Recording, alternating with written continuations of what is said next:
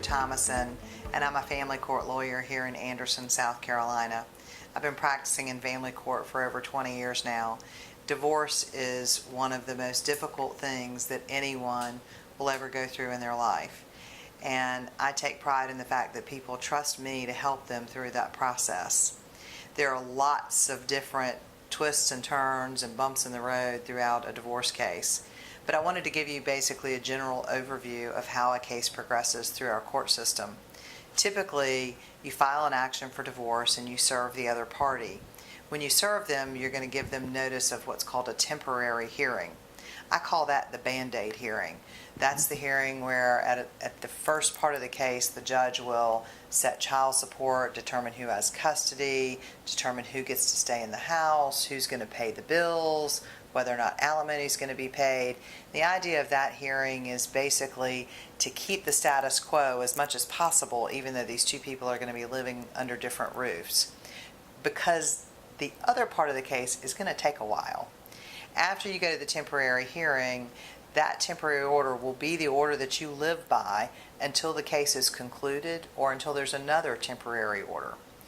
The next step is discovery.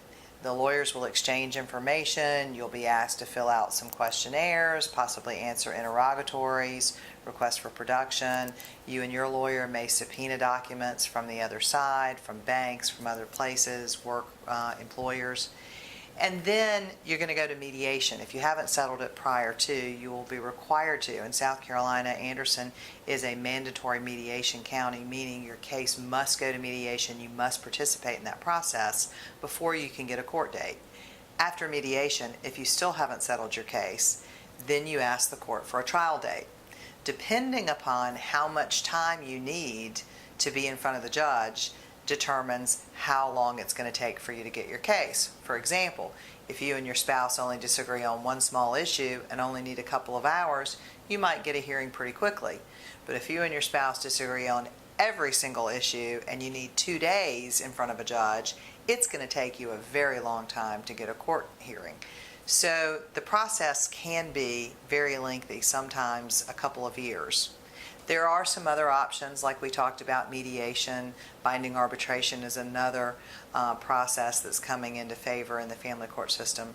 But by and large, if you don't agree on most everything, it's going to take a long time and it's going to be expensive. My job is to help you, walk you through that process and help you understand what the possible outcomes are so that you can make good decisions about whether or not you want to resolve any of the issues or let a judge make that decision. If you have any questions whatsoever, please call and set up a consultation with me. Our office number is 226-7222, and our website is www.tnplegal.com.